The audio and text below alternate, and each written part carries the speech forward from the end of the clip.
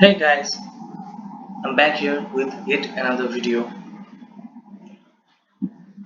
Today's lesson will be regarding preparation of aldehydes and ketones.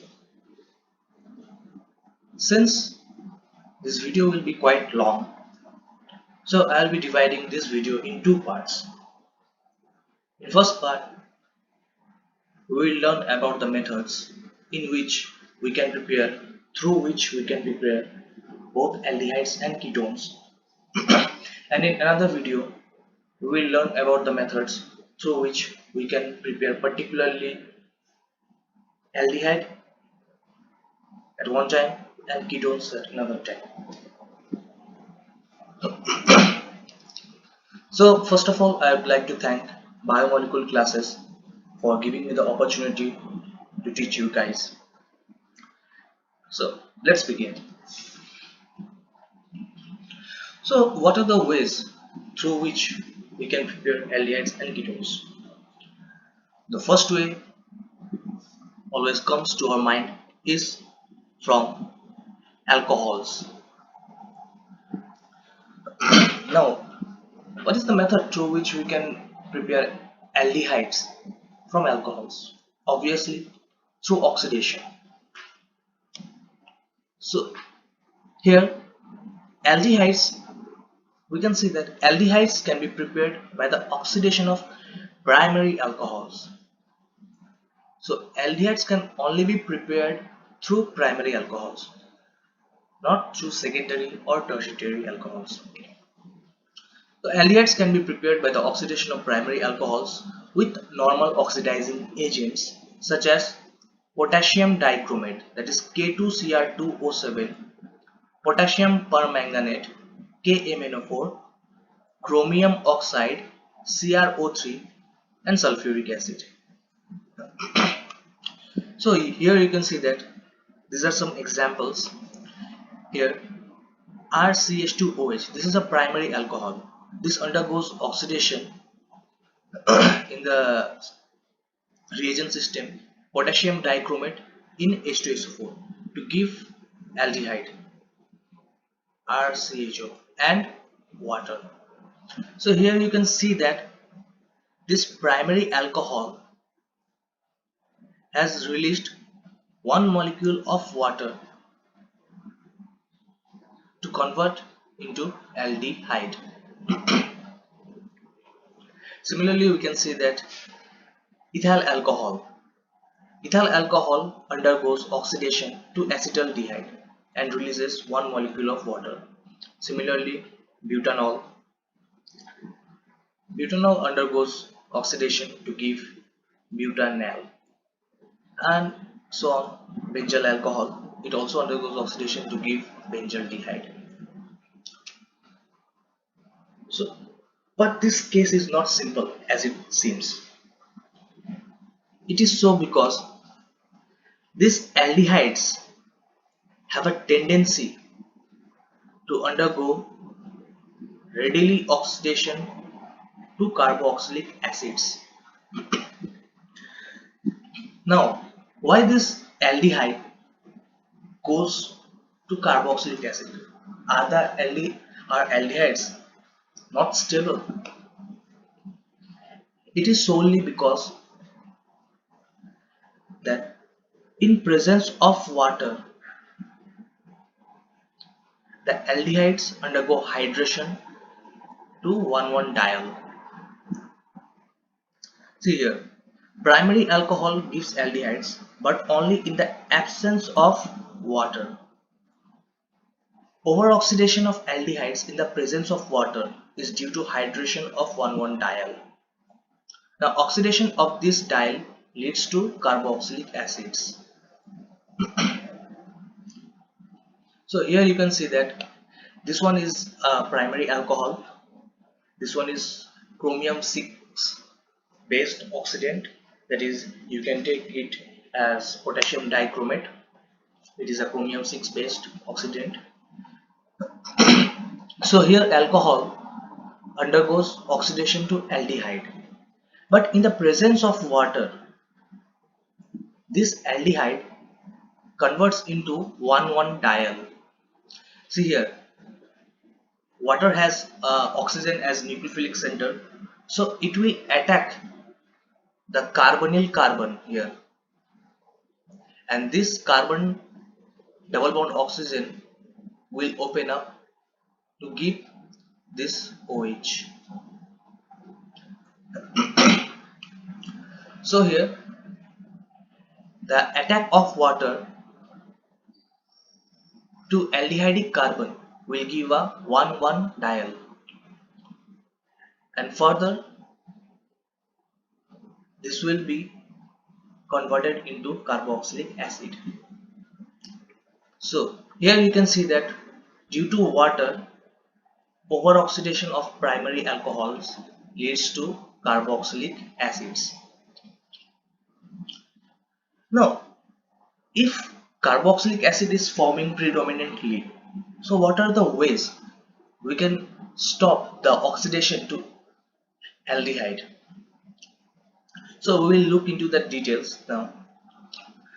What are the methods through which we can convert alcohols solely to aldehydic stage, or rather how we can stop the oxidation at aldehydic stage? Now the alcohols can be converted to aldehyde stage by treating it with mild oxidizing agents, pyridinium chlorochromate, PCC. It is abbreviated as PCC. It is formed when chromium trioxide dissolved in HCl is treated with pyridine. Here you can see that this one is chromium trioxide, CrO3, dissolved in HCl, gives chlorochromic acid. Now this chlorochromic acid, when treated with pyridine, it gives us pyridinium chlorochromate, that is PCC. This reagent is used in non-aqueous solvents like DCM. Now this is the formula of DCM: CH2Cl2. So this is a non-aqueous solvent. So over oxidation does not happen here. As for example, we can see that in this example, heptane 1-ol. It is a primary alcohol and it oxidizes to heptanal in the reagent system PCC in DCM. Similarly, you can see that 2-ethyl 2-methyl butane 1-ol, that is a primary alcohol. It also undergoes oxidation to aldehyde, that is 2-ethyl 2-methyl butanal. In both the cases, you can see that overoxidation of these aldehydes does not occur. So there is one remarkable feature of this reagent. PCC does not attack any unsaturated carbon-carbon bond. That is, if in a molecule, uh, if in a molecule, if double bond or triple bond unsaturation is present, then PCC will not attack the double bond or triple bond. It will simply just oxidize the alcohol, primary alcohol or secondary alcohol, to aldehyde and ketones respectively. So here you can see that in this example, cyclohex 2 in 1-ol, that is, it is a secondary ketone, secondary alcohol. Now we know that primary alcohol will be oxidized to aldehyde, and secondary alcohol will be oxidized to ketone. So here you can see that this one is a secondary alcohol and it oxidizes to ketones, and the olefin here, the carbon-carbon double bond, remains as it is in the product. So here you can see that PCC does not attacks the unsaturated carbon-carbon double bond. So now what are the ways we can get ketones? So ketones can be prepared by the oxidation of secondary alcohols. Primary alcohols leads to aldehyde and secondary alcohol will be leading us to ketones. So ketones can be prepared by oxidation of secondary alcohols with similar oxidizing agents.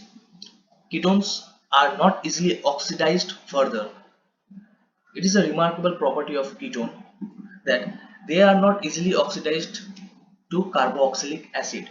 So here we can use dichromate in H2SO4. It will simply lead the secondary alcohols to ketones with further overoxidation products. As for example, you can see here isopropyl alcohol is converted to acetone. That is, the secondary alcohol here loses one molecule of water to give us ketones. Similarly, secondary butyl alcohol to ethyl methyl ketone, cyclohexanol to cyclohexanol.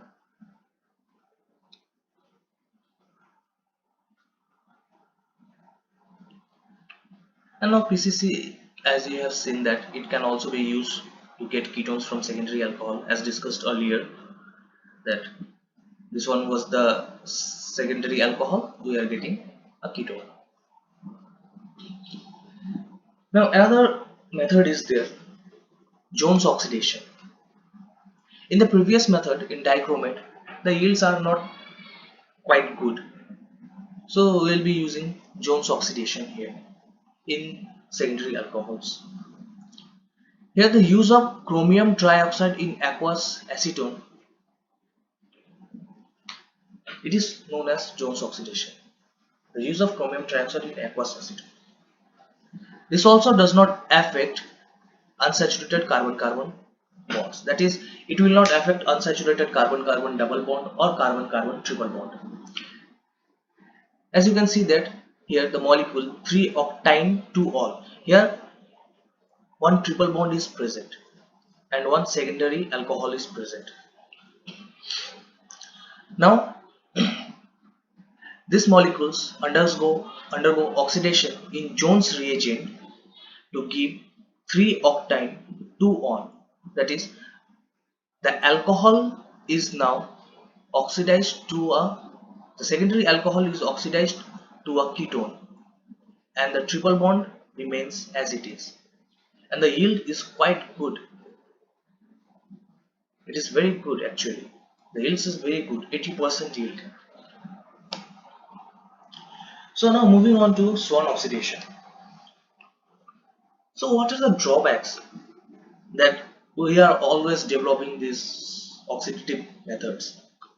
So because of the toxicity of chromium based reagent, these chromium reagents have some toxic effect.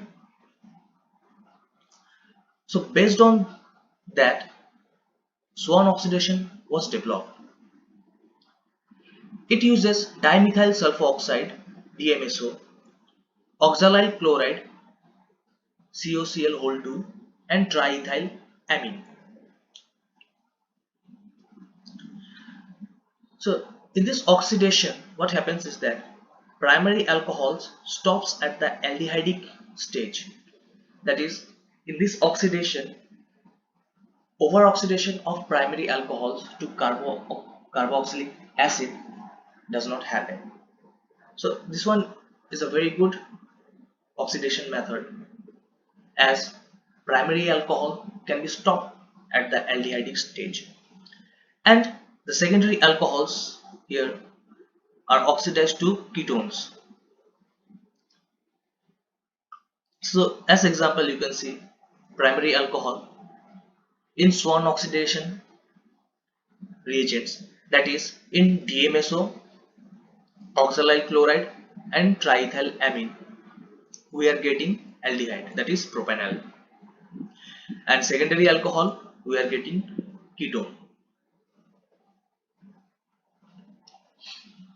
Now moving to Collins oxidation. Collins reagent is the complex of chromium 6 oxide with pyridine in DCM. It is used to selectively oxidize primary alcohols to aldehyde. It is another selective oxidation of primary alcohol to aldehyde, and it will tolerate many functional groups within the molecule. That means that if another functional group are present, including olefin saturation or olefin unsaturation, that will also be tolerated. That means that the reagent will not attack any other functional group rather than the alcohols. It can be used as an alternative to Jones reagent and PCC when oxidizing secondary alcohols to ketones. So it is just an alternative to Jones reagent or PCC, as it is chromium based reagent, and you can see that in PCC,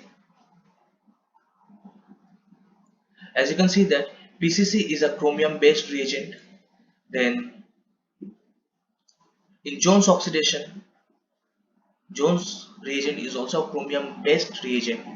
So this Collins reagent is also a chromium based reagent, and it is just an alternative to Jones reagent and PCC in terms of oxidation of secondary alcohols to ketones. And the remarkable feature is that Collins reagent is specially useful for oxidation of acid sensitive compounds. That means if a compound has some basic part, or sorry, if a compound has some acidic part which can get hydrolyzed in normal reagents, Collins reagent will take that into account. Suppose in the first oxidative method, that is with potassium dichromate in H2SO4, so that was in water. So if any acid sensitive group was present, so it could have been hydrolyzed. But here that thing is taken into account, and it won't hydrolyze, or it won't, the reagent won't attack that acid sensitive part. It will only oxidize the alcohols to aldehydes or ketones. So this is Collins reagent, that is chromium trioxide in pyridine, and chromium trioxide and pyridine in DCM.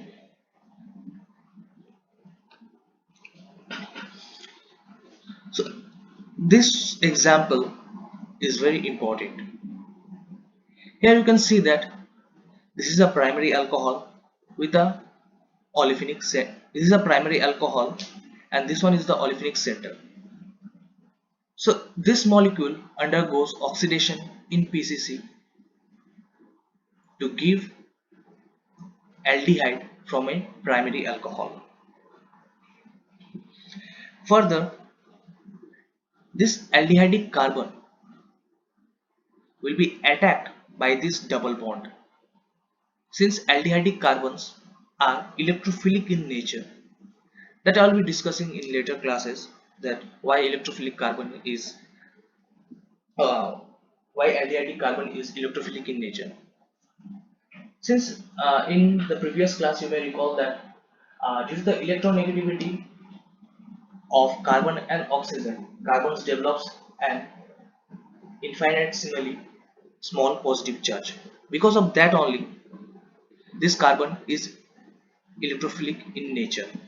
So this olefin is electron rich, and this carbon is electron deficient, as it is electropositive in nature. So this olefin will attack the carbon here. So it will be something like this.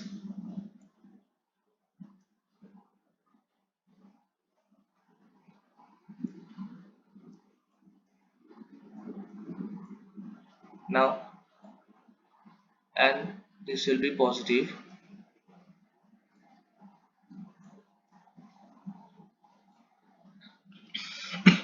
It will be like something like this. Okay, I'm not drawing the whole structure, I'm just drawing the reaction center. So this carbon double bond oxygen will open up to give carbon single bond oxygen, and oxygen will be a negative charge. Now this oxygen may take up proton from the solvent, or this oxygen through its negative charge may take proton from from this CH3 group, and then this carbon hydrogen bond will move towards this, satisfying the valency of this carbon. So what we will get is this one will become alcohol, and this one will be carbon carbon double bond. Now this alcohol will be further again oxidized with PCC to give ketone. See here, first it was a primary alcohol, then it converted to aldehyde, and then cyclization takes place, and we are getting a secondary alcohol which further oxidized with PCC to a ketone.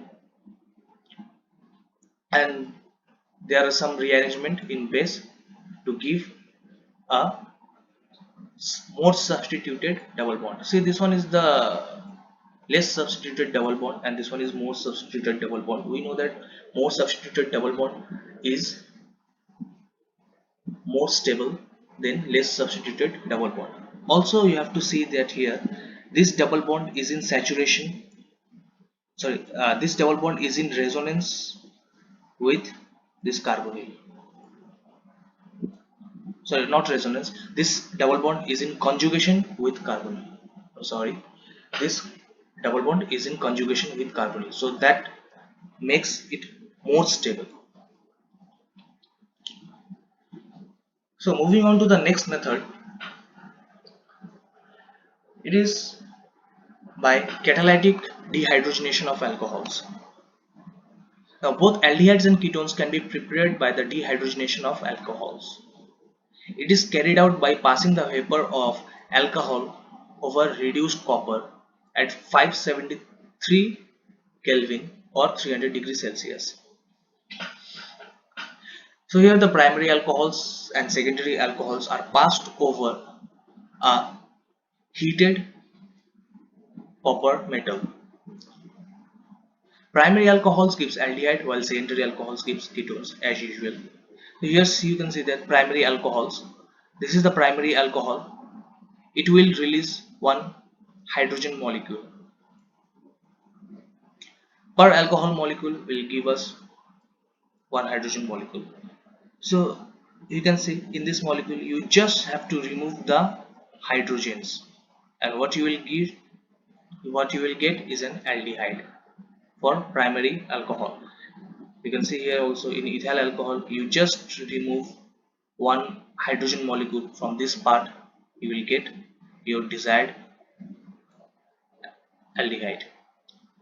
So here alcohols are passed over heated copper metal to get desired aldehyde and ketones.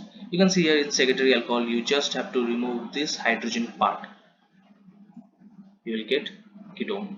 See here, you have to remove only this one, this hydrogen, the alcoholic hydrogen and the hydrogen from the carbon which is adjacent to alcohol.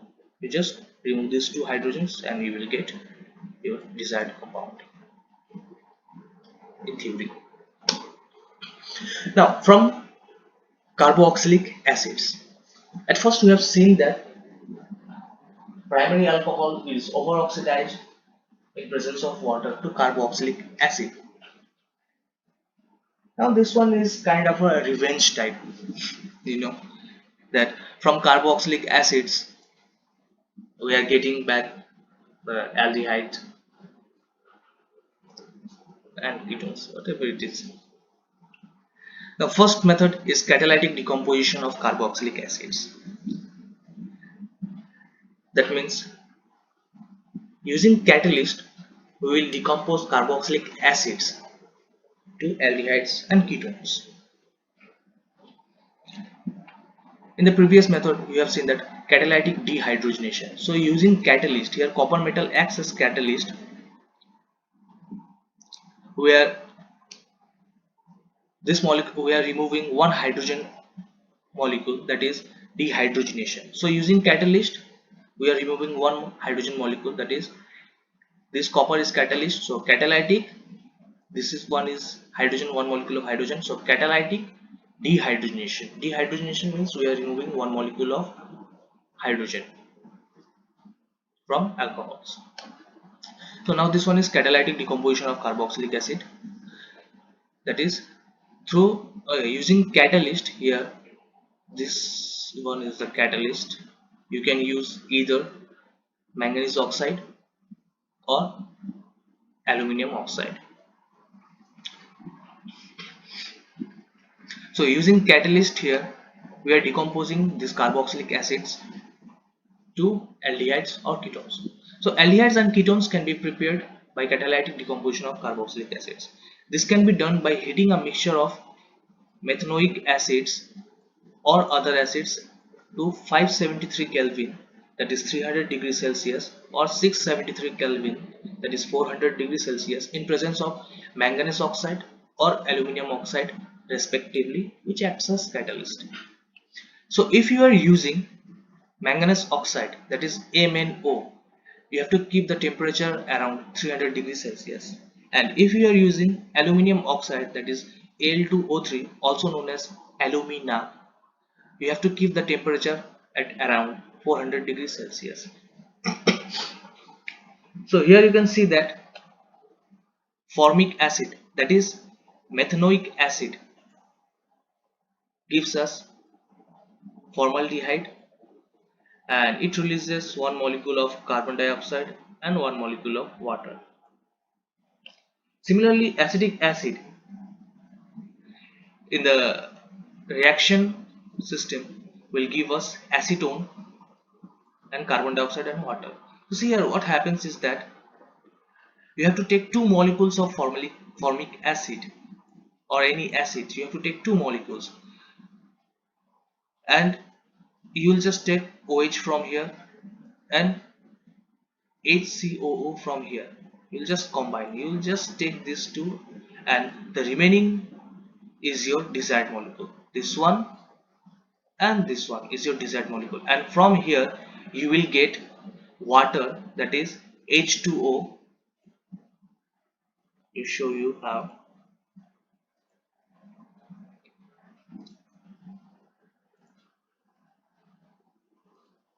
Okay, so you can see in this box here you are getting this as H2O and this one as carbon dioxide, and the remaining portion is your aldehyde.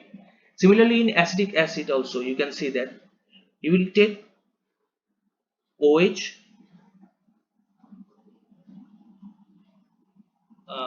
yeah, you will, just a minute, sorry, this one will be acetic acid, that is one carbon is missing here, that is it will be CH3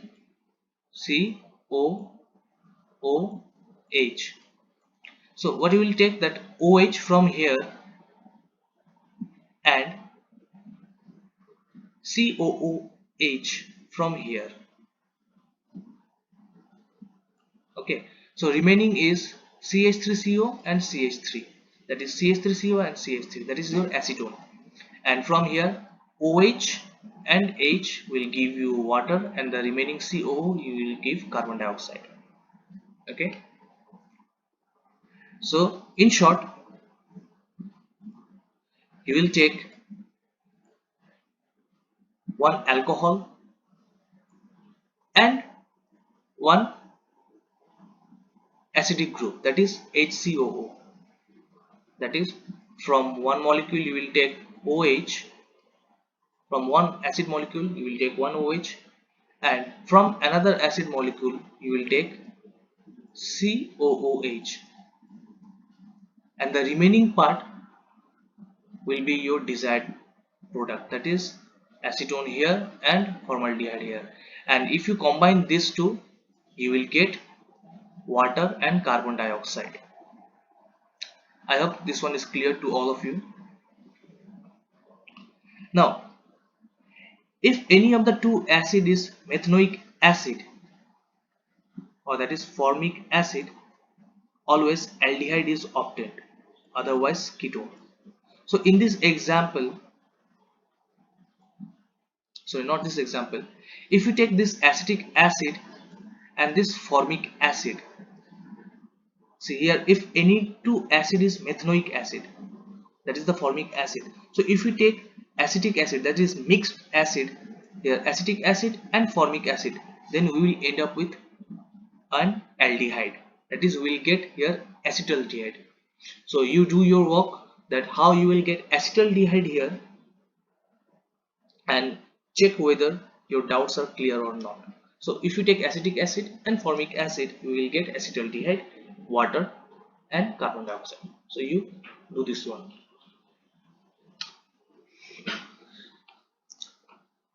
So now this one is from calcium salts of carboxylic acids. Previously it was catalytic decomposition of carboxylic acid, and this one is from calcium salt of carboxylic acids.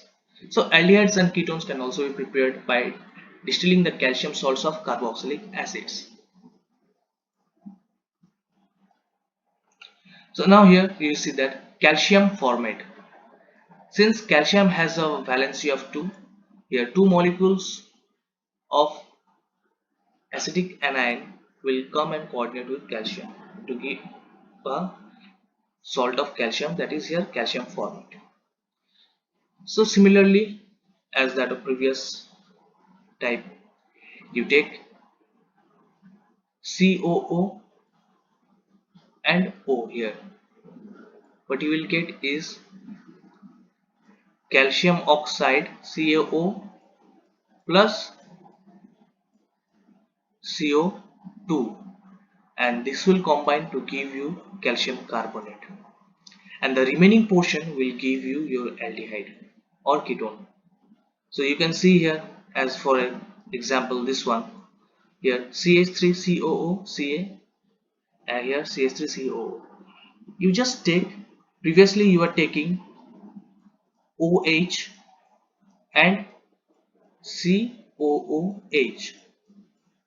Now since this one is a salt, you will not be taking this H2 molecule. So from the first molecule you will take oxygen, and from the second molecule you take COO, and in place of these two hydrogen you take calcium. Since hydrogen has a valency 1, so this hydrogen has valency 1 and this hydrogen also has valency 1. So in total the valency is 2, and calcium has also a valency 2. So in place of these two hydrogen you take calcium. So if we remove the molecule within the box, here you can see one box is made. So if you remove the molecule within the box, what you will get is aldehyde. What you will get here is acetone. So here CH3COO, and from this one CH3, and the remaining you will get calcium oxide and carbon dioxide, which will combine to give you calcium carbonate. Now how this rearrangement takes place? See here, this molecule remains like this. Okay, so what happens is there, when we heat this molecule, so when we heat this molecule, uh, from this carbonyl, what happens, that CO bond breaks and goes here in calcium oxygen, that is the calcium oxygen single bond becomes a calcium oxygen double bond.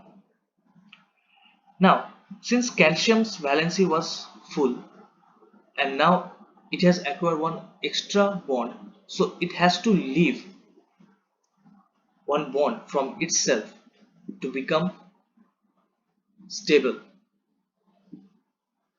So it will leave one bond to this one, and now this carbon will become pentavalent, and we know that carbon has valency of 4, so it will also release one bond.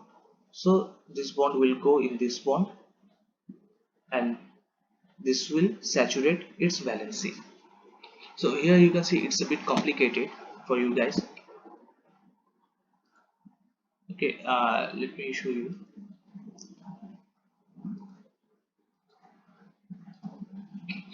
Now see, this carbon is already, this carbon has 4 valency. If we heat, this CO bonds breaks, so this carbon will have valency now 3. This calcium has valency 2. If this CO bond breaks and goes over calcium, so calcium valency will become 3, and since we know that calcium valency is 2, so it has to release one bond from itself. So what it does, it releases this bond to this carbon. Previously this carbon was having valency 4, now it has valency 5. So what you will do is, from this carbon, from its 5 valency, will give one bond to this carbon. So now the new valency of this carbon becomes 4, and also for this carbon becomes 4. So all things are balanced. So this CH3 is going to this carbon. So you can see that here, this carbon, this dotted line, this dotted will come over here, then this will go over here, and this one will go over here. So you can see the fragments here. This is one fragment, that is your aldehyde or ketone. This is another fragment, that is calcium oxide, and this is the third one, that is carbon dioxide. And this calcium and carbon dioxide, calcium oxide and carbon dioxide will combine to give you calcium carbonate. I hope this one is clear to all of you. Now see here, however, this method is not suitable for the formation of aldehyde except formaldehyde and mixed ketones. So if you are preparing formaldehyde, then this method is okay. If you are preparing formaldehyde and simple ketones in the sense that if you are taking same molecule here this is calcium formate, this one is calcium acetate. If you are distilling calcium acetate only, then you will get acetone, means mixed ketones, in the sense that you have to take only one salt of calcium, not 2 or 3. That is, you cannot take that calcium acetate or calcium butanoate mixed together. You cannot take, you have to take only one salt. That is, if you want this method to work, for aldehydes it is only formaldehyde, and for ketones you have to take only one ketonic salt at a time. You cannot take 2 or more. So now why so? So if you see here that if you take mixed ketones, or say suppose if you take this one calcium formate, okay, so if you take calcium formate and calcium acetate, if you are taking this one and this one, so what we will get is a mixture of 3 products, and that is not good. Why mixture of 3 products? So see here, when mixture of 2 calcium salt is heated, 3 products are obtained. How it is obtained? So all of the things is here in this step. Okay, this carbon, I have shown you the intramolecular here, means within the molecule the rearrangement is occurring. it may happen that intermolecular, another molecule here COOH, that is the calcium formate. Okay, so this one can go intramolecular to give acetone. Calcium formate can go intramolecular. Intra means within molecule. Intramolecular rearrangement to give formaldehyde. Two products are obtained. Now, it also happens that some of the here this one hydrogen is going over to acetate or vice versa. That is, some methyl is going over to this molecule. So intermolecular rearrangement is occurring and we are getting another one, that is we are getting acetaldehyde here, CH3CHO. So from calcium formate we are getting, from this one calcium formate we are getting formaldehyde, from calcium acetate we are getting acetone, and a mixed product here we are getting acetaldehyde. So this one is not for mixed ketones and for aldehydes except formaldehyde. So now moving on to next one, from hydrocarbons, how you can achieve aldehydes and ketones from hydrocarbons. So first one is by hydration of alkynes. Aldehydes and ketones can be prepared by the hydration of alkynes in the presence of dilute H2SO4 and HgSO4 as catalyst. Water adds to the alkynes to form an unstable enol intermediate. I have shown you in the ketoenol tautomerism, that is, what is enol? Enol is a molecule having and having an having an unsaturation having an unsaturation in the alcoholic carbon. So here you can see that this one is the alcoholic carbon and it is unsaturated, that is double bond is present, that is from double bond in is coming and from alcohol all is coming, that is N all.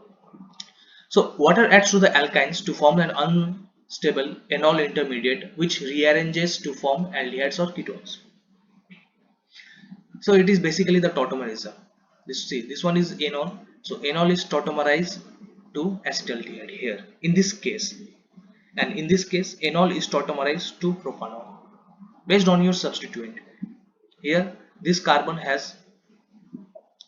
carbon has one hydrogen atom, so we are ending up with aldehyde, whereas this alpha carbon has an R group, that is methyl group, so we are ending up with a ketone. Here, the addition of water takes place according to Markovnikov's rule. So, what is Markovnikov's rule? So, here you can see that Markovnikov's rule.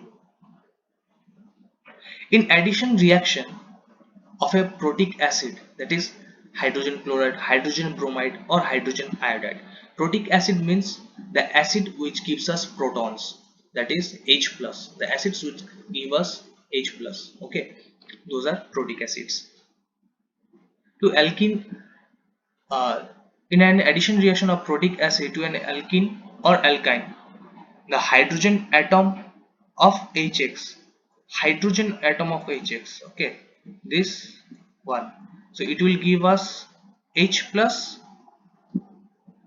and X minus. So this hydrogen atom of the HX becomes bonded to the carbon that has the greatest number of hydrogen atoms in the starting alkene or alkyne. So you have to consider the two carbons of the olefinic center.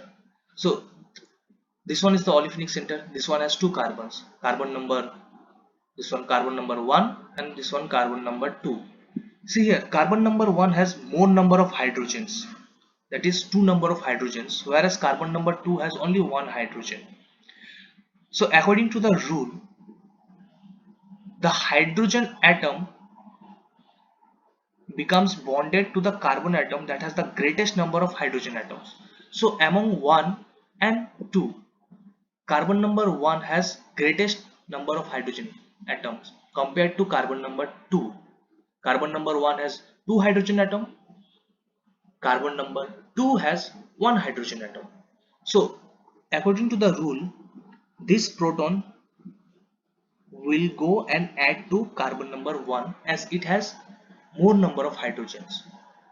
So you can see here that carbon number 1 previously having 2 hydrogens will, after addition, will have 3 hydrogen,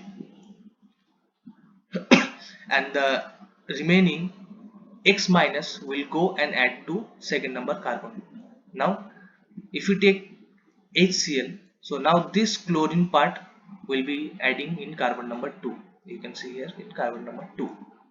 So similarly, if we take this example, this olefin, see here, this one has one hydrogen atom and this one has another hydrogen atom. So carbon number 1 and carbon number 2.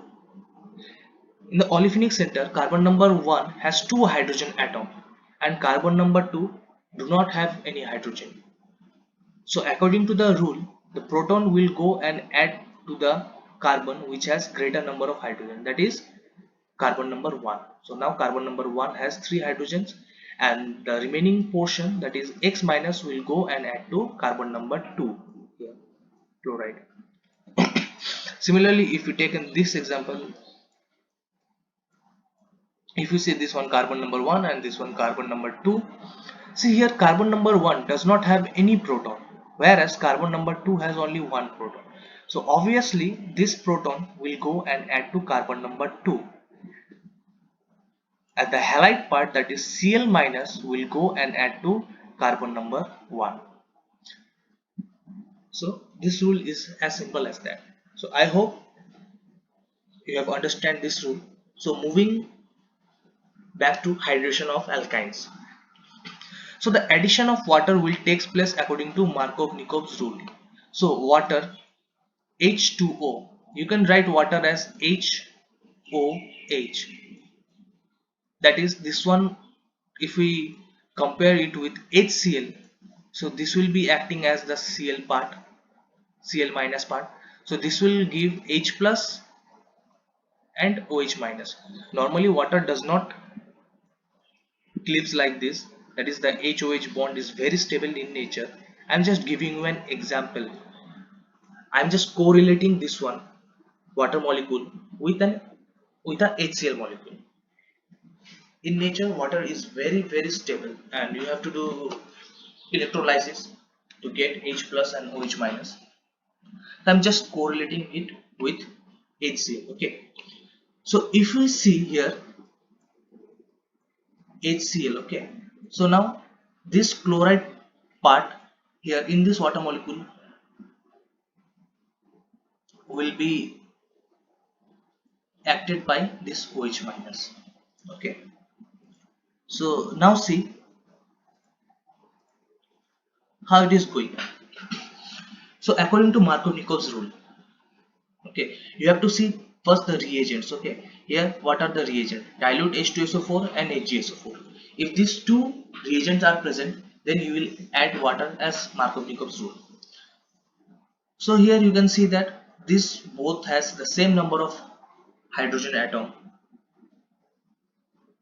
So you will just give, you can put your H plus in any of the two, either of the two, you will end up with same product only. Okay, there's nothing much change, you will end up with the same enol every time if these two carbon has same number of hydrogen atom. So that is not much of a problem. Then this enol, after addition what you get is an enol. See here, if we take H and here OH, so what do we get here? CH3, sorry, CH2 you are getting double bond, CH then OH. So this one we are getting enol and this one is tautomerized to aldehyde. Okay, now if you take here this one For example, now you see that here H2O. Now this carbon and this carbon, this one is carbon number 1 and this one is carbon number 2. So you can see here carbon number 1 has more number of hydrogen than carbon number 2.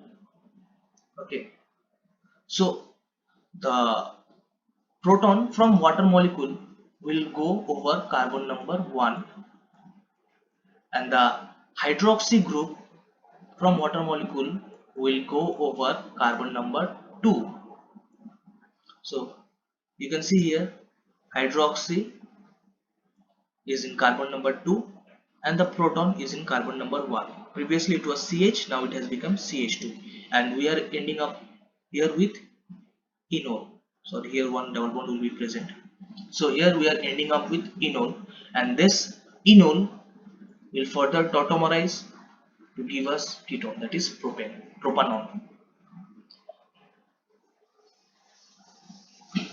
So here it is worth noting that hydration of alkynes other than acetylene gives ketones. So this molecule here, okay, hydration of alkynes other than acetylene. This molecule is acetylene. Okay, CH triple bond CH. This one is acetylene. So you can see here that hydration of this acetylene gives aldehyde. So hydration of alkynes other than acetylene gives ketones. So first point is this one, and the second point is formaldehyde cannot be prepared by this method. So here you can see that in formaldehyde there is only one carbon, and alkene, the simplest alkene has two carbon atoms. So from nowhere you can get formaldehyde, that is the molecule containing only one carbon atom, from the molecule from the alkene which has two or more carbon atoms. So formaldehyde cannot be prepared by this method because formaldehyde has only one carbon atom, and the simplest alkene, sorry, and the simplest alkyne, alkene or alkyne, whatever you say, means for any unsaturated bond there must be two carbon atoms present. So here we are dealing with hydration of alkynes. So the simplest alkyne has two carbon atoms, whereas formaldehyde has only one. So you cannot get formaldehyde with this method. So now this one is hydroboration reaction. Okay, so alkynes can be converted into aldehydes and ketones by hydroboration reaction.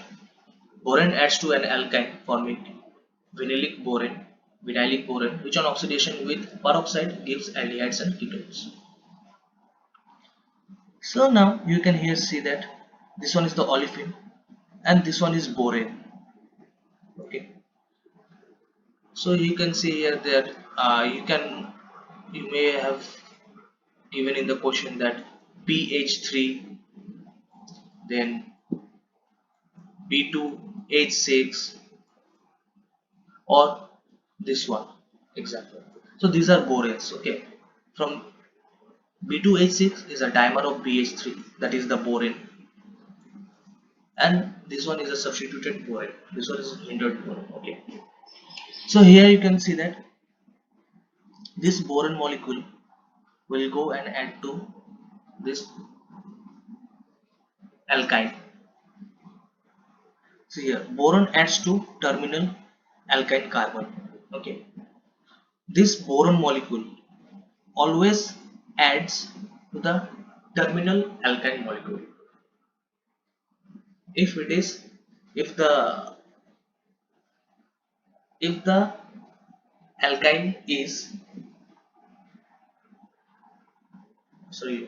if the alkyne is terminal, then the boron molecule will go and add to the terminal carbon atom.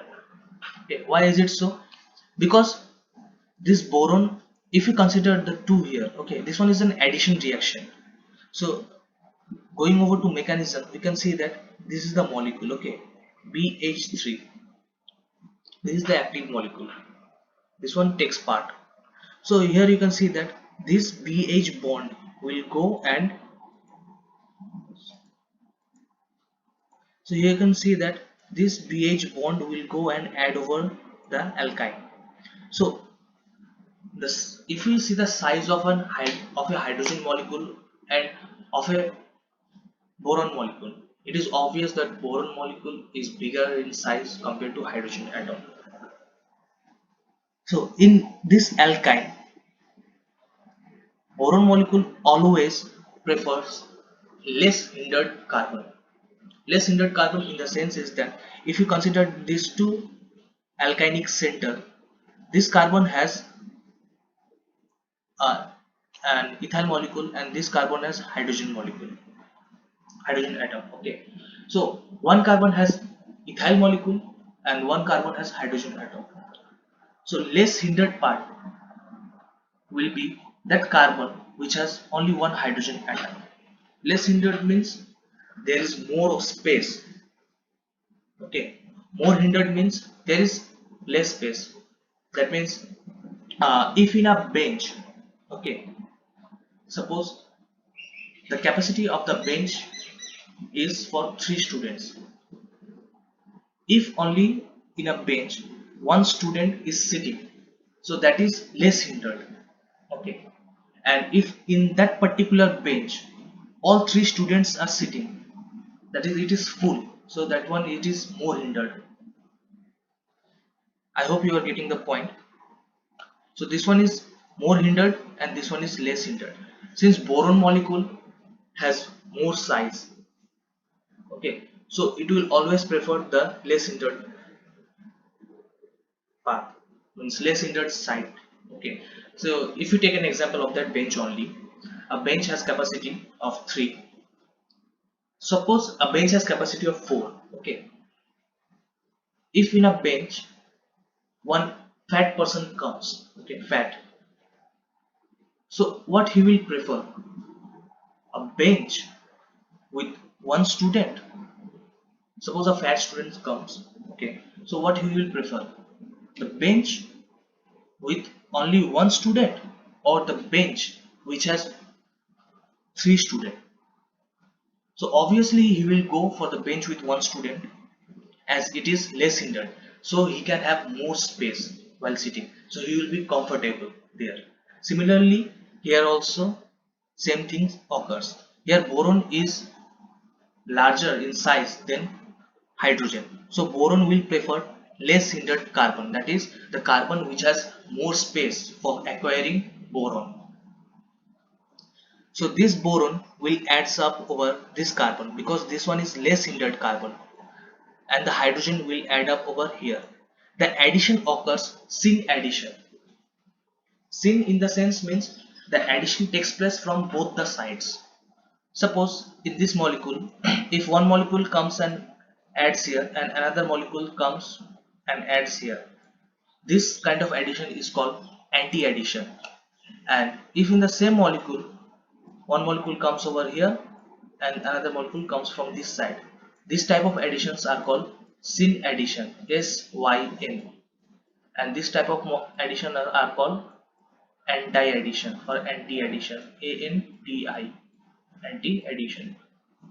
Okay, so this is an example of syn addition. So now boron will come over and gets add to this carbon atom. So you can see this one is the transition state.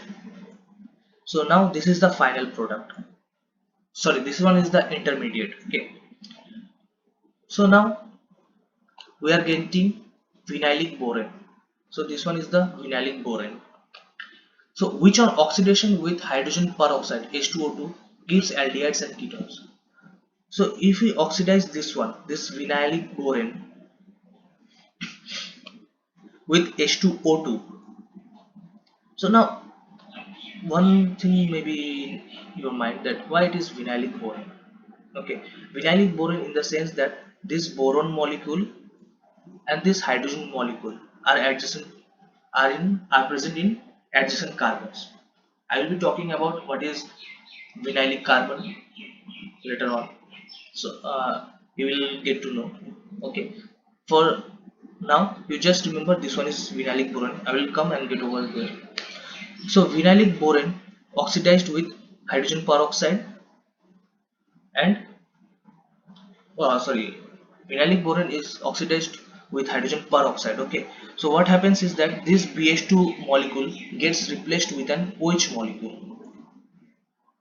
Okay, so here you can see that this one is the phenolic boron, this one gets oxidized, and this boron molecule gets oxidized, sorry, yes, gets oxidized to OH, that is the boron molecule replaces with OH molecule.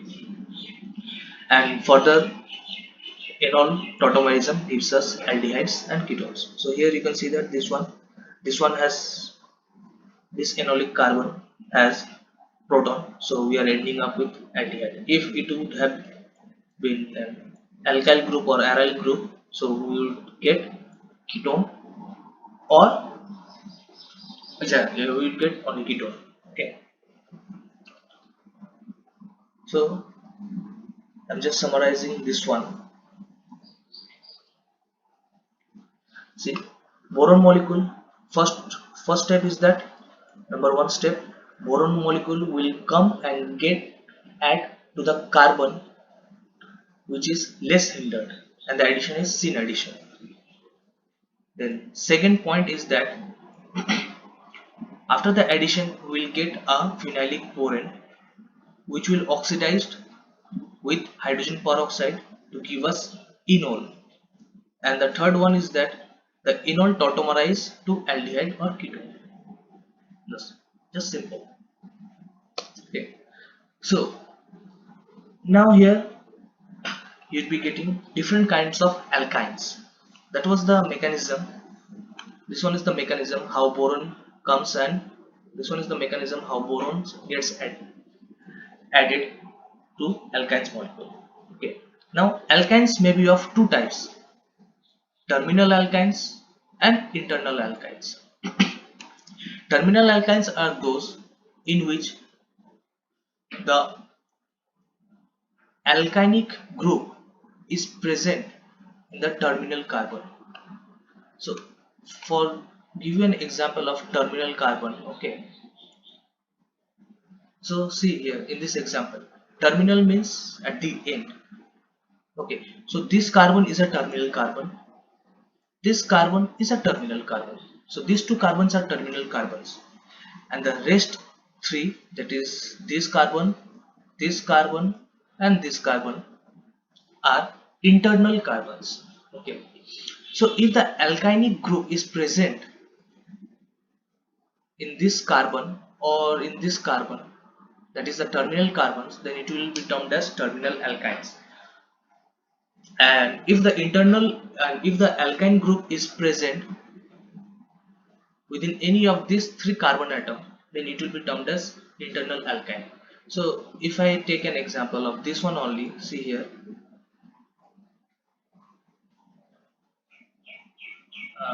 this one. Okay, always remember that alkynes are alkynic carbon is sp hybridized, so you have to draw always linear. You cannot draw alkynes like this. You always have to remember. Okay, you cannot draw alkynes like this because alkynes are always linear, so this will not be the structure. So you have to draw alkynes like this. See here, this particular alkynic portion is linear. Okay, so moving on to this one, if we take an example of this one, see here, this carbon. Okay, here one carbon is present and one here carbon CH3. In this molecule, this carbon and this carbon is terminal carbon, so this terminal carbon has alkynic portion, so this one is an example of terminal alkynes. Suppose if this carbon has one CH3 substituent. Okay, then now the terminal carbon is this carbon, and this carbon now becomes an internal carbon. So now the alkynic portion of alkynic portion is present in an internal carbon, so the alkyne becomes internal alkyne. So I hope you have got the idea what is terminal alkyne and what is internal alkyne. So alkynes can be divided into two groups, that is terminal alkynes and another one is internal alkynes. So terminal alkynes, if undergoes hydroboration reaction, it always gives us aldehydes. Okay, terminal alkynes, hydroboration reaction always gives us aldehydes. Now internal alkynes. In internal alkynes, there are two groups. That is this portion, left hand side of the alkyne part, this one group, and in the right hand side portion it is another group. Okay, R and R dash. If R and R dash both are same, that is symmetrical. Okay, if R and R dash is same, that is symmetrical. So symmetrical alkynes undergoes hydroboration reaction to gives a single ketone. Okay, you can see here that internal alkynes will always give ketone, terminal alkynes will give aldehydes, and internal alkynes will give ketones. But now internal alkynes can be divided into two parts, symmetrical and unsymmetrical. Okay, so if symmetrical alkyne undergoes hydroboration reaction, it will give a single ketone, and if unsymmetrical alkyne, that is if R is not equals to R prime, that is R dash, that is unsymmetrical alkyne. If unsymmetrical alkyne undergoes hydroboration reaction, then we are getting with mixture of ketones. Okay, there is a possibility of getting mixture of ketones. I'll make you understand with an example. Okay, so here you see that first terminal alkynes. Okay, this carbon is terminal carbon of the molecule. This carbon and this carbon is terminal. Okay, so terminal carbon has alkyne part, so that is terminal alkynes. So this terminal alkyne undergoes hydroboration reaction, we are getting enol form, which tautomerizes to aldehyde. Then symmetrical internal alkynes, see here, this group and this group, if we draw a mirror, then this left hand side is always equals to right hand side, that is symmetrical, that is R1 is equals to R dash. So symmetrical alkynes undergoes hydroboration reactions to give a single ketone here, single ketone. Okay, now here unsymmetrical alkynes, see here, this portion does not equals to this portion. Okay, these two groups are different, R is not equals to R dash. If these two undergoes hydroboration reaction, we are getting a mixture, that is here we are getting 2 pentanon, 2 pentanon and 3 pentanon. Okay, why is it so? This boron molecule sometimes may add up from the more hindered side also. Okay, so see here, this carbon, okay, this carbon is the less hindered side and this carbon is the more hindered side. If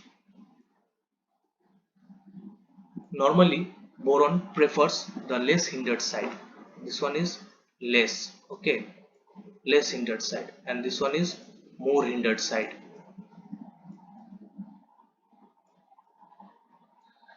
Normally boron prefers less hindered side, so boron adds to this carbon atom. Okay, and we are getting major product as 2 pentanon. But boron sometimes in few percentage borons adds up to this carbon also, and we are getting 3 pentanon, and this one is very minor product. Okay,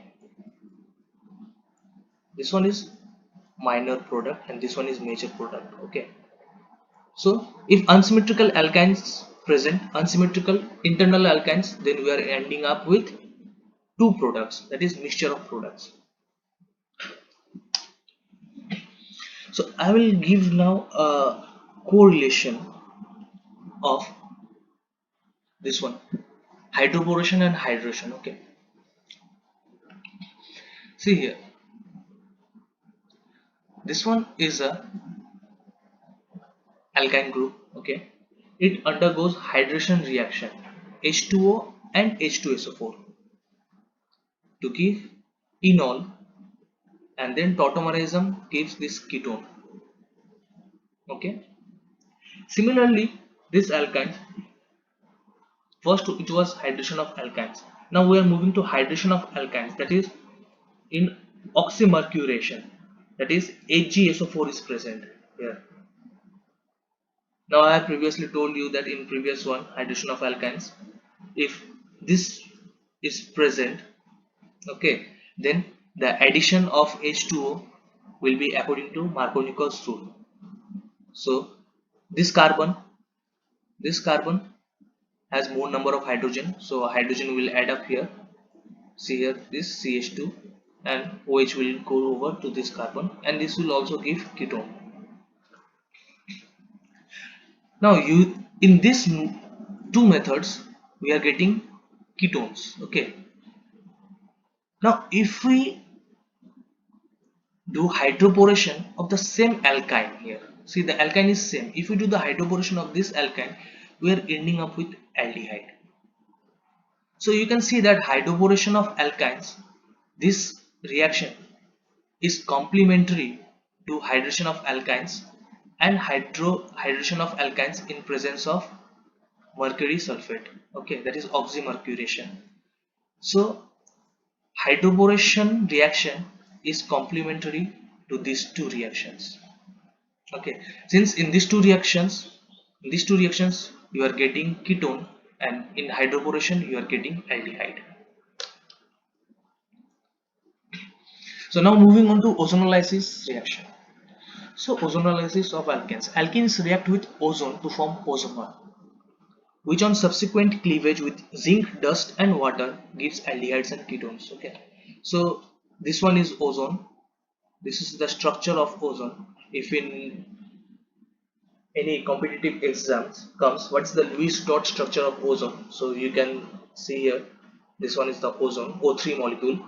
So this is the Lewis dot structure and resonance structure of ozone. Not Lewis dot, actually you have to show here that this double bond also in electronic structure, then it should have been a Lewis, perfectly Lewis dot structure.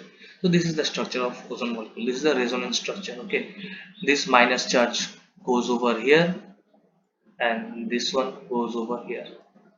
Okay, see why this oxygen is positive charge, because oxygen has a valency of 2 and it has valency of 3, that is it is acquiring, it is giving its lone pair, one lone pair, it is giving its one electron to another oxygen, so it is acquiring a positive charge, and the another oxygen it is having a free lone pair of electrons, so it is negative charge. Okay, so now moving on to the reaction. So alkene plus ozone, this is the formation of ozonate. It looks like kind of house which we draw during our nursery and KG period, like this. See, it is our little hut, same like this. Okay, here oxygen is present and here these two oxygen, see, same. So this alkene will give ozonide. Just remember your, just recall your drawing from your KG, kindergarten or nursery classes, that you used to draw house like this and you will get the visual of ozonoid. Okay, so alkenes adds ozone to give ozonoid. Okay, this upper portion and the below two portion will be oxygen molecule and rest is the alkene. Okay, which on subsequent cleavage with zinc dust and water, okay, gives aldehydes or ketones. So now here the cleavage you have to draw here is that you have to break this carbon oxygen bond and this oxygen oxygen bond. Similarly from right hand side, carbon oxygen bond and oxygen oxygen bond. So now here see what you get is that, and you draw one extra bond in that one. So here you can see one carbonyl portion and here you are getting one another carbonyl portion, and this oxygen goes to hydrogen water molecule to give H2O2. Okay, see here in this example ethylene molecule. Okay, you add ozone here, you are getting a heart, that is ozonoid. Just cleave like this. What you are getting? Two molecules of formaldehyde. Similarly, butene, you just cleave like this. What you are getting? Two molecules of acetaldehyde. Now, if you take a branch alkene here, okay, 2-methyl butene, you are getting ozonoid. You just cleave, you are getting ethanal, that is an aldehyde, and propanol, that is a ketone. So you see that here, if the olefinic carbon contains a hydrogen atom, then aldehydes are formed, else ketones are obtained. See here, olefinic carbon contains a hydrogen atom. This one is the olefinic carbon containing hydrogen atom. See here, hydrogen atom, here hydrogen atom. So you are getting acetaldehyde. This one is also olefinic carbon which contains hydrogen atom. See here, this one, okay, this olefin is breaking into two fragments. You give here one oxygen and here one oxygen. You will end up with your product. See here. Similarly, here also this two olefin, this olefin breaks up to give two centers here. It's two parts actually. Add one oxygen here and add one oxygen here. You will get your product. Similarly, you see here this molecule. Okay, if we break this olefin, okay, here see this carbon here, this olefinic carbon has hydrogen and this olefinic carbon does not contain any hydrogen. Okay, does not contain any hydrogen here. Now you cleave this bond and give one oxygen to each of the olefinic carbon. Since it contains, this olefinic carbon contains hydrogen, so this portion will give you aldehyde, and this portion does not contain any hydrogen, that is this olefinic carbon does not contain any hydrogen, so this will end up with ketone. Okay, now the second point is zinc dust removes the hydrogen peroxide forming the reaction, preventing further oxidation of aldehydes to acids. We know that hydrogen peroxide is a very good oxidizing agent. Okay, hydrogen peroxide is a very good oxidizing agent. So what it does, it oxidizes these aldehydes to acids. Okay, hydrogen peroxide oxidizes these aldehydes to acid. So what is the role of zinc here?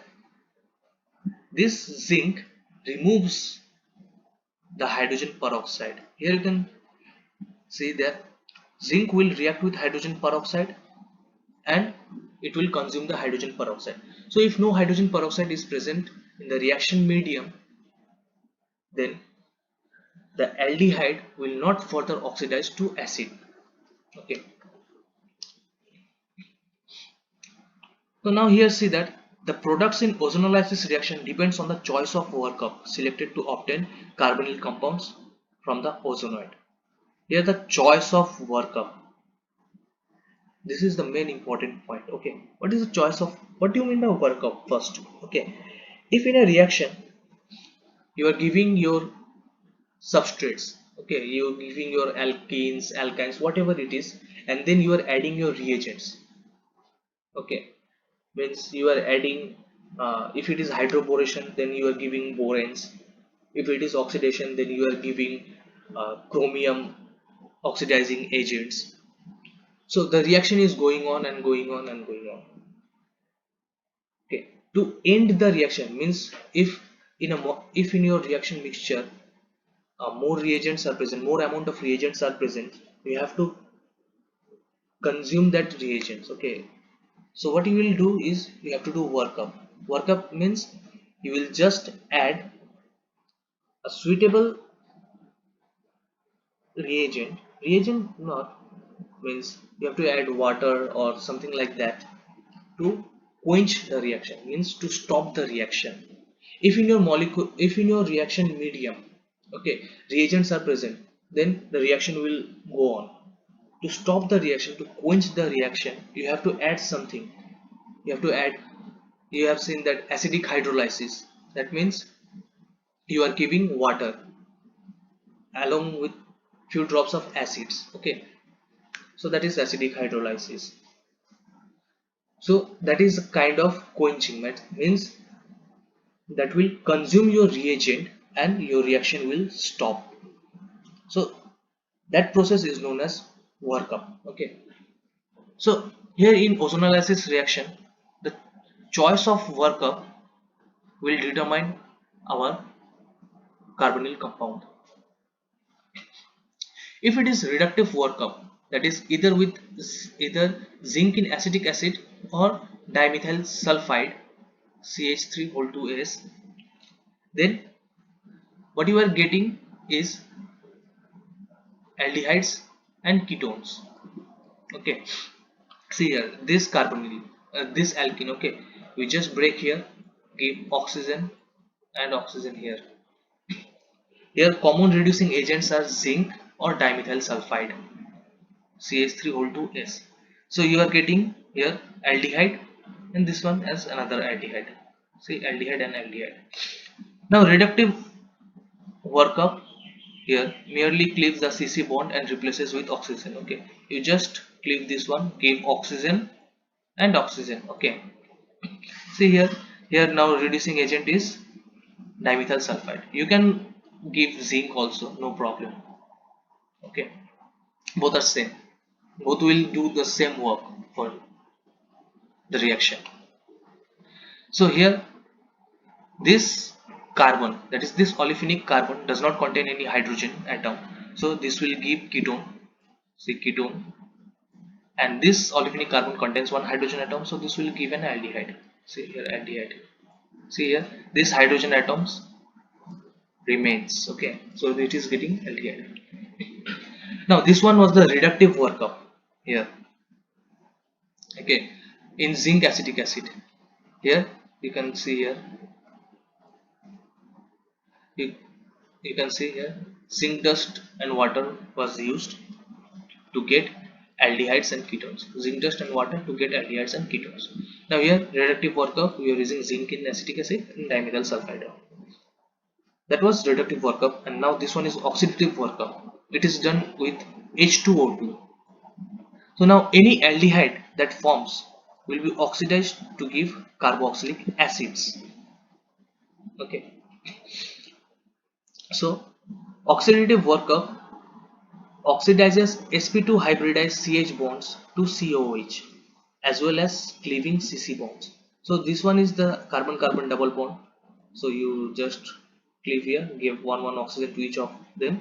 So you are getting one ketone, and here one aldehyde you are getting. Okay, see, COH. Now here oxidative workup oxidizes sp2 hybridized CH bond. So this carbonyl, this aldehydic carbon is sp2 in nature, since it has double bond, so it is sp2 in nature. So sp2 hybridized CH bonds, so this is sp2 hybridized CH bond with H2O2, that is with strong oxidizing agent. This CH bond will now be converted to, will now be oxidized to COH bond, okay. Yes, COH bond. So the aldehydes are being oxidized to ketones if we use H2O2. So if we use oxidative workup, we will always end up with carboxylic acid if the product was has to be formed aldehyde. Okay. So aldehyde will be further oxidized to carboxylic acid in oxidative workup. But in reductive workup, we will get ketones and aldehydes. So this one is another some examples. So you can see here this one is a cyclic alkene. You just cleave over here, give one oxygen to each of them, each of the alkynic center. So you are getting here aldehyde and you are getting here ketone. See here now, this one was the cyclic alkene. So cyclic alkenes becomes chains. Okay, so now here, now this one is becoming chain. Previously we would get two molecules, that is two fragments. Okay, here see two fragments, here also two fragments. But since it is cyclic, that is the ends are attached to each other, so you are getting chain here, a long chain. So now the molecules with multiple alkene site. Okay, so here one alkene site, this one, and another alkene is this one. So you just cleave this one and this one, give oxygen and oxygen, here also oxygen and oxygen. So you see here that this one no hydrogen present, so this will give you ketone. This is the ketone form. This one hydrogen present, so this will give aldehyde. Now this center, this one has one hydrogen atom, this fragment, this one has one hydrogen atom, and this carbon does not contain any hydrogen atom. So the middle fragment, one side will be aldehyde and another side will be ketone. So you can see that molecules with multiple alkene sites are cleaved into fragments. So you know how this multiple alkene molecule, multiple alkene site molecule is cleaved into three fragments. Okay, now this one from gem dihalides. Okay, so I've told you that uh, regarding that vicinal vicinal boron. Okay, you see here in that hydroboration reaction, where it is that vinylic boron. So my bad. Okay, vinylic boron. Okay, so what do you mean by vinylic boron? Is that if any boron molecule is attached to a vinylic center. Now if you see here that this is carbon carbon double bond, so the olefinic center, if any group is attached to the olefinic center, so that is termed as vinylic. So this carbon is vinylic. If any group is attached to the olefinic center, then that will be a vinylic substituent. Okay, so here this X is a vinylic substituent and this one is the vinylic center. And what do you mean by allylic is that if the carbon atom is adjacent to the olefinic center, if the carbon atom is adjacent to the olefinic center, then that carbon atom is allylic carbon. Okay, and any substituent present at that carbon atom is allylic substituent. So this one is phenylic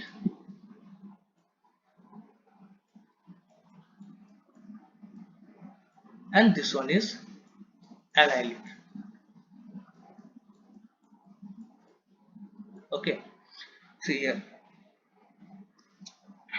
the olefinic center carbon is phenylic and the adjacent carbon atom to the olefinic center is allylic.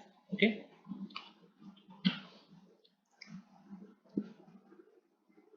now carbonyls from gem dihalides. Okay, if two halide groups, okay, here Br and Br, this Br, if two halide groups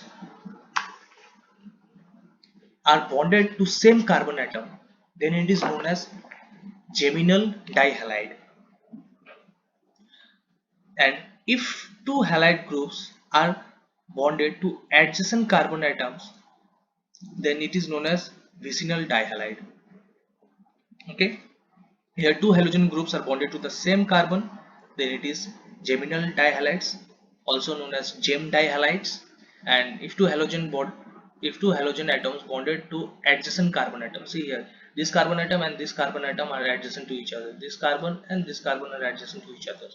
So if two halogen atoms are bonded to adjacent carbon group, then it is known as vicinal dihalide. So now from gem dihalides we are getting aldehydes and ketones. How? Hydrolysis of terminal gem dihalides gives aldehydes. Here you can see that terminal gem dihalides. Okay, I hope you are now clear with the concept what is terminal and what is internal. If uh, in a molecule, means if the substituents are present at the terminal carbon, that means at the, if you consider a long chain carbon atom and if the substituent is present at the end carbon atom, means the terminal carbon atom, then it is terminal substituent. Okay, so here you can see that terminal gem dihalides means the dihalides must be present in the terminal carbon atom. So hydrolysis of that terminal gem dihalides will give aldehyde. Why aldehyde? Because the terminal carbon always contains a hydrogen atom. Okay, as you can see in the previous examples also, that in boranes also, that terminal alkynes, why terminal alkynes gives aldehyde? Because terminal carbon contains a hydrogen atom. So here also same, the terminal carbon contains a hydrogen atom which retains in the aldehyde part. Okay, terminal gem dihalides gives aldehydes, where internal gem dihalides gives ketones. See here, this one is the internal part. Internal part does not contain any hydrogen atom, so we end up with ketone.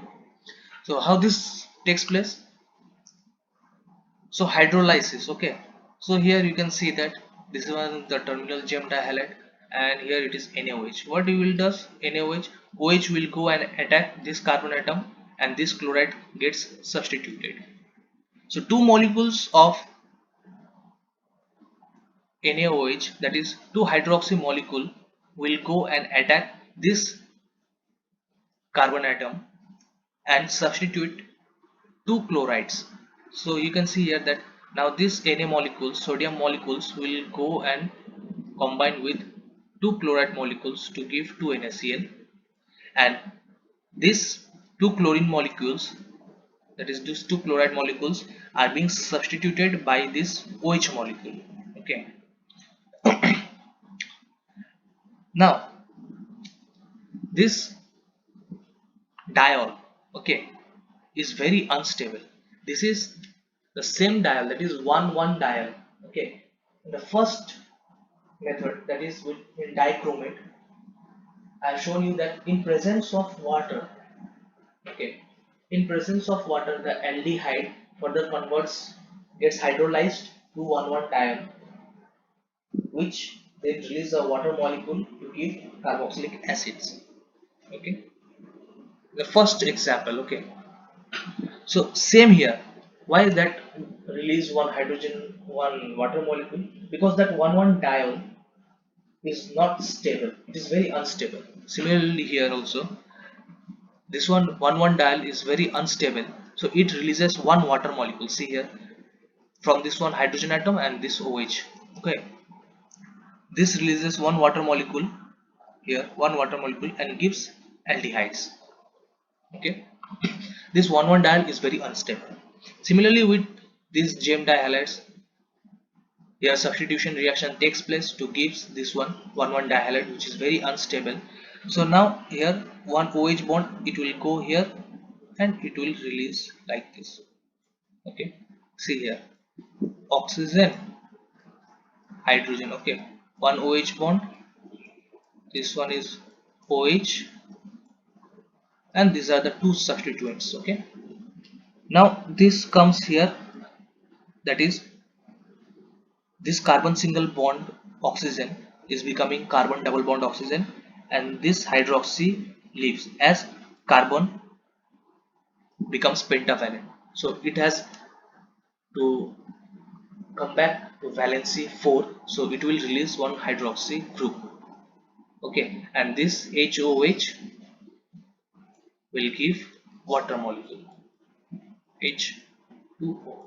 Okay, and we are end up with this ketone. Okay, this ketone. So from gem dihalides, terminal will give aldehyde and internal will give ketone. Now this one is oxidative cleavage of diols. Okay, previously that one from gem dihalides we were getting gem diols. Okay, since this this hydroxy group are present in the same carbon atom, so this one was gem diol. And now we are talking about here vicinal diol. Okay, see here vicinal means bonded to adjacent carbon atoms. Okay, so here the diols are bonded to adjacent carbon atoms. As you can see here that this carbon atom and this carbon atom are adjacent to each other, and these two contains one hydroxy group. Okay, so this diol is vicinal diol. So aldehydes and ketone can be synthesized by the treatment of vicinal diols, that is 1,1,1,2 diols. Previously you have seen that this one is 1,1 diol. Why? Because you can see here both the diols, okay, is present in the same carbon, that is carbon number 1. So 1,1 diol. Now if we number here this carbon as 1 and this carbon as number 2, so this is 1,2 diol. Okay. Aldehydes and ketone can be synthesized by treatment of 1,2 diols with an oxidant such as sodium periodate, HiO4 or lead acetate. Okay, the reagent oxidatively cleaves carbon-carbon bonds and forms carbonyl compounds. This can give us either aldehydes or ketones depending on what our starting diol looks like. Okay. So here oxidative cleavage using these reagents occurs. Okay, oxidative cleavage, that is oxidative cleavage means it will cleave the carbon-carbon bond and further it will oxidize to carbonyl compounds.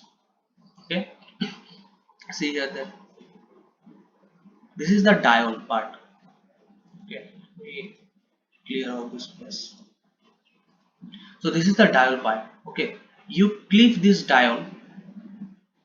Okay, so oxidative cleavage, we have cleaved this one, and now here see this one is an alcohol, but the final product is an aldehyde.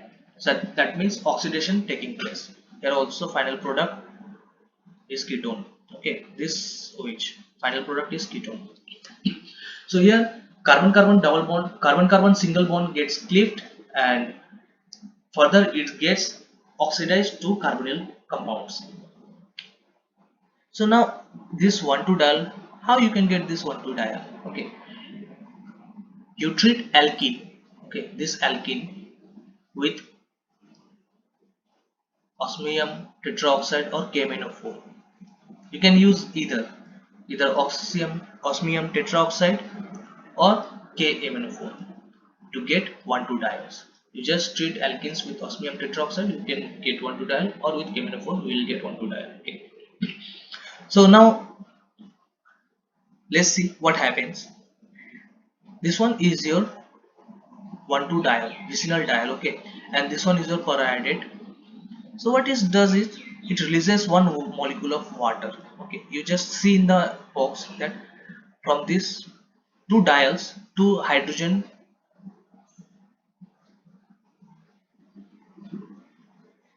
I'm sorry, here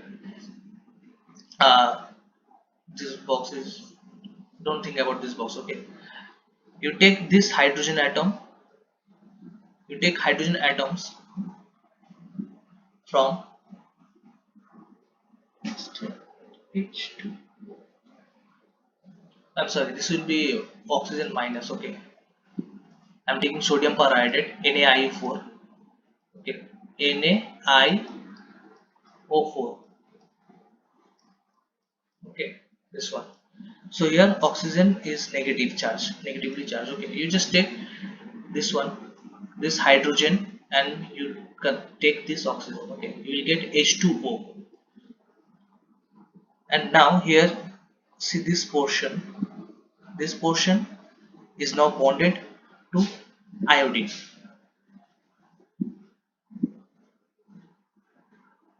Okay, just to make me clear this one. Okay, wait. Okay, now see.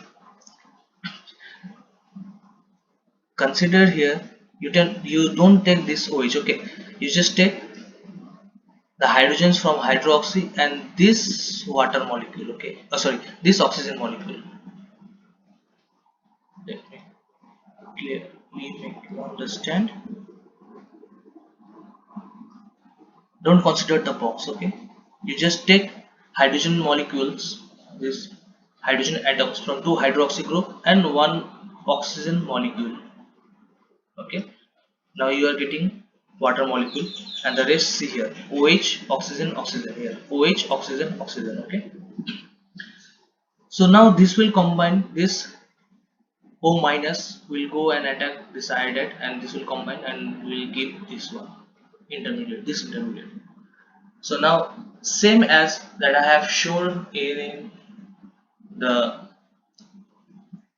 catalytic decomposition of calcium salts of carboxylic acids, same kind of decomposition will give you this carbonyl part. Okay, see here, this carbon carbon single bond comes over here, this iod goes over to iodine, then iodine releases one here.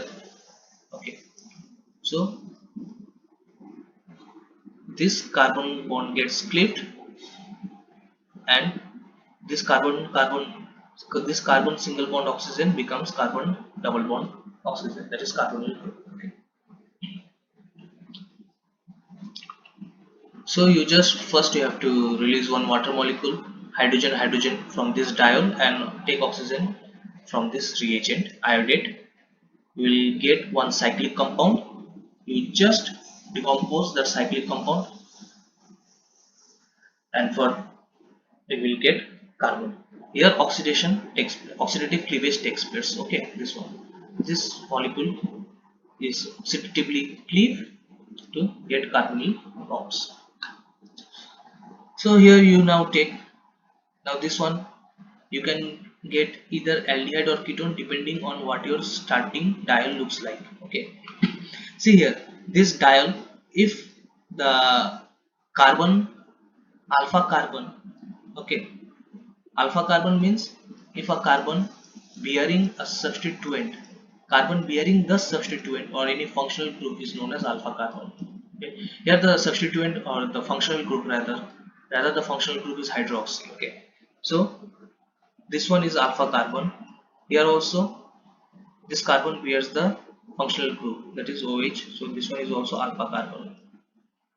Okay, so here alpha carbons contains hydrogen atoms, so we'll end up with aldehyde. Okay, see here, you just cleave this one and make this OH double bond O.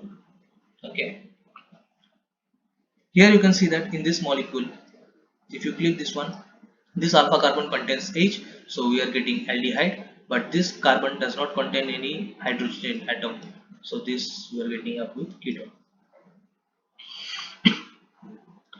If you consider this molecule, okay, so here this two alpha carbon atoms contain hydrogen groups, so if you cleave you will end up with aldehydes here.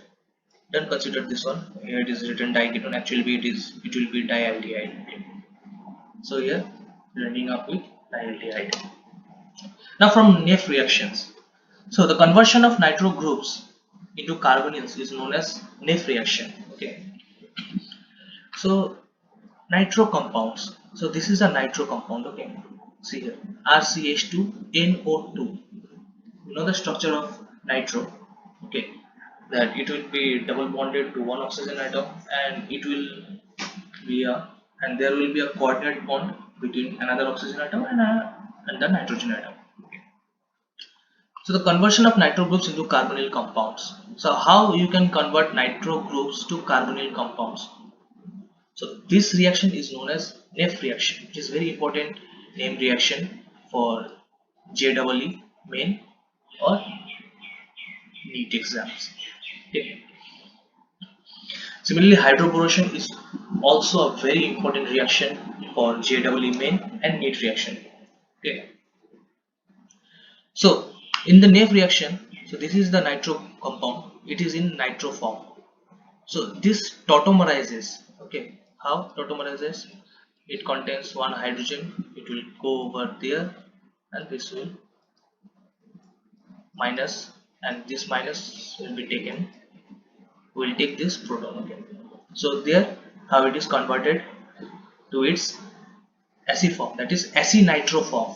From nitro form it is Ac nitro form. Why it is Ac nitro form? Ac in the sense it is acidic. Actually it is in nitronic acid form. Okay. Since nitronic acid form, so it is Ac nitro form.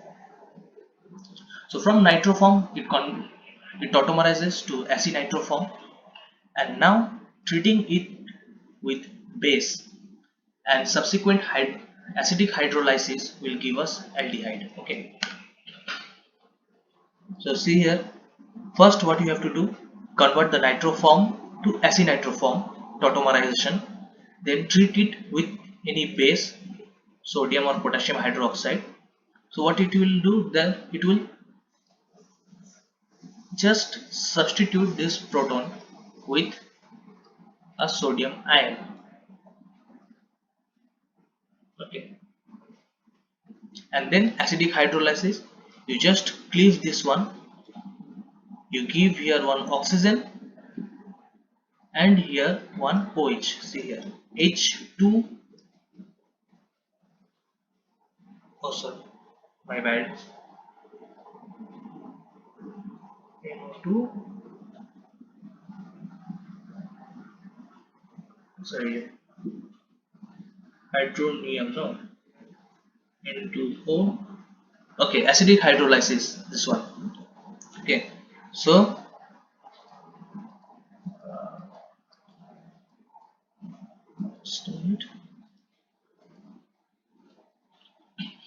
so you cleave here this one, since here hydronium ion present, so you give here oxygen and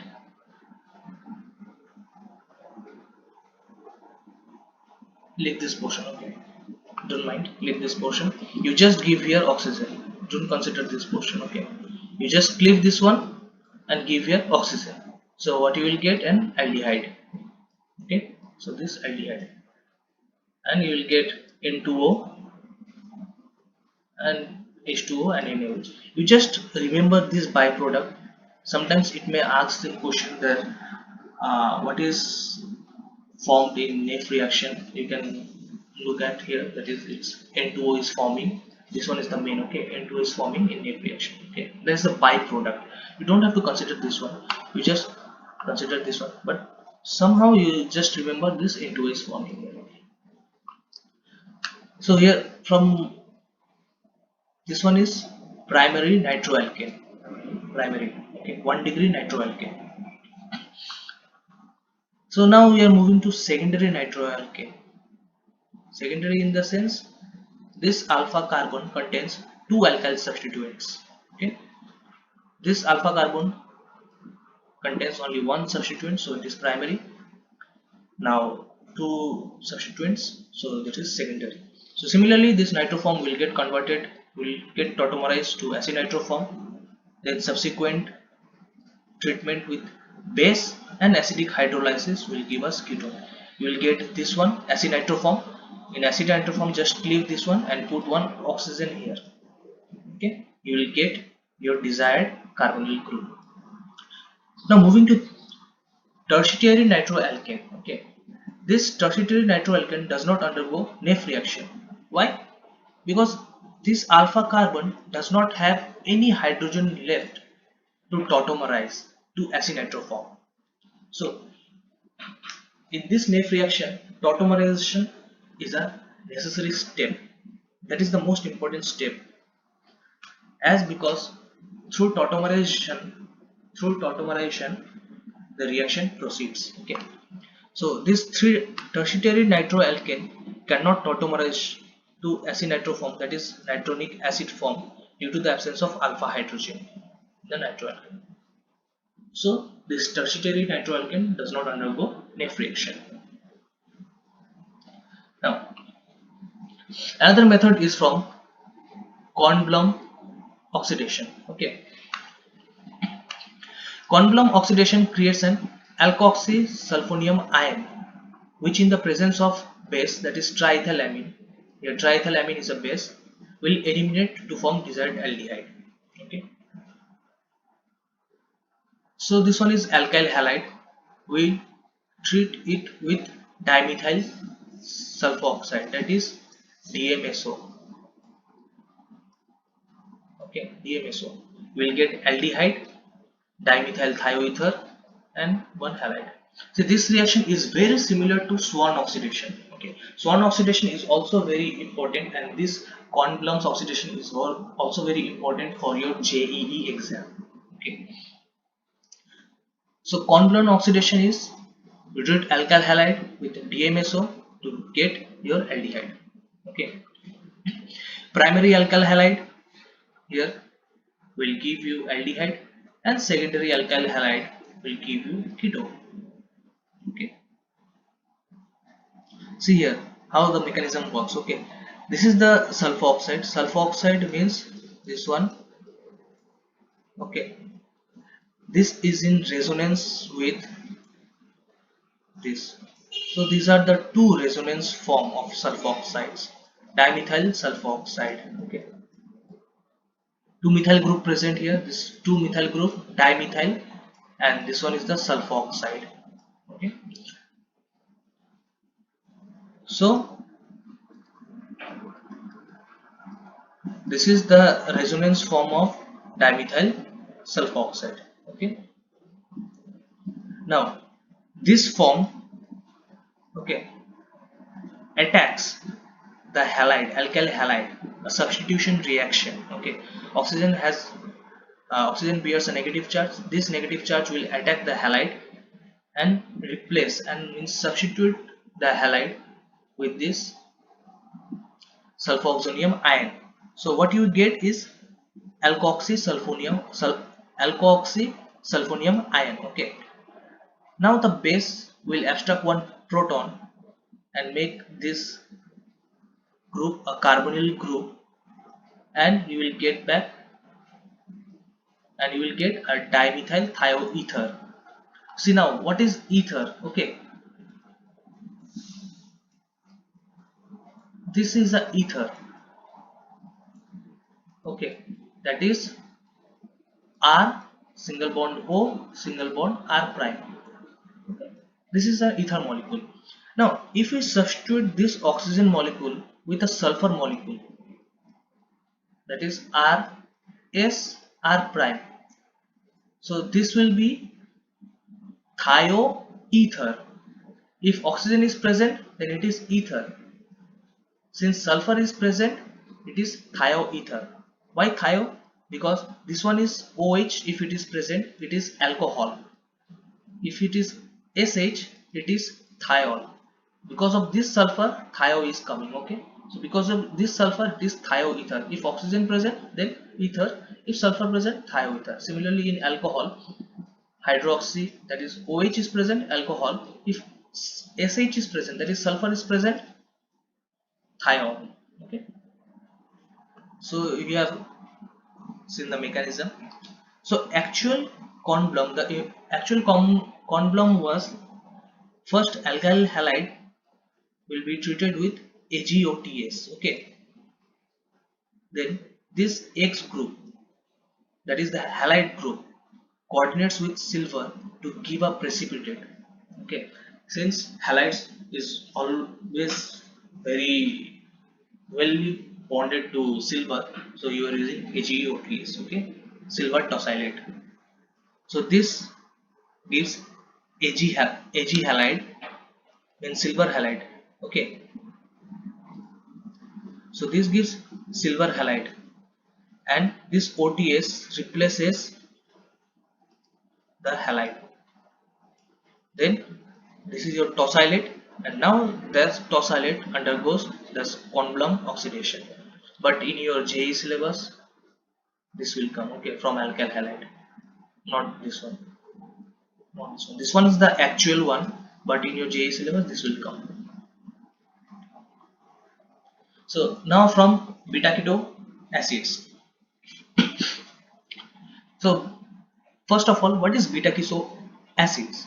Okay, beta keto acids are the organic compounds that contain a carbonyl group on the beta position to the carboxyl acid group, carboxylic acid group. Okay, see here, this is the carboxylic acid group. Okay, so the adjacent carbon is known as alpha carbon. Okay, see here, this one is the acidic group. Okay, these are the acidic groups. So this one is the alpha carbon. Adjacent carbon is always alpha carbon. Okay, alpha carbon, and this one is also alpha carbon. So adjacent to alpha carbon is beta carbon, and adjacent to beta carbon is gamma carbon. Okay, if alpha carbon contains a keto group or a carbonyl group, that is here. Okay, if alpha carbon contains a carbonyl group, then it is known as alpha keto acid. If beta carbon contains a carbonyl group, that is beta keto acid. If gamma carbon contains keto group, then it is gamma keto acid. Okay, I hope what is beta keto acid, it is clear to you. So this one is the beta keto acid, since beta carbon contains a carbonyl group. Beta carbon contains a carbonyl group, so it is beta keto acid. Okay, so now beta keto acids are very unstable. Among these three acids, beta keto acid is very unstable. Okay, why is so? Beta keto acid is very unstable and readily undergo the elimination of carbon dioxide or simply decarboxylation under mild condition. The decarboxylation reaction takes place via formation of six-membered ring transition state. See here. Okay, this one is the beta keto acid. If you just heat it, it would decompose to give you carbonyl compound and carbon dioxide. Okay, here also same. See, this one is the beta keto acid. It will just decompose to give you a carbonyl compound. Okay, if the beta keto acid contains hydrogen atom, means if this one is hydrogen atom, you will end up with aldehyde. That means if, okay, CH2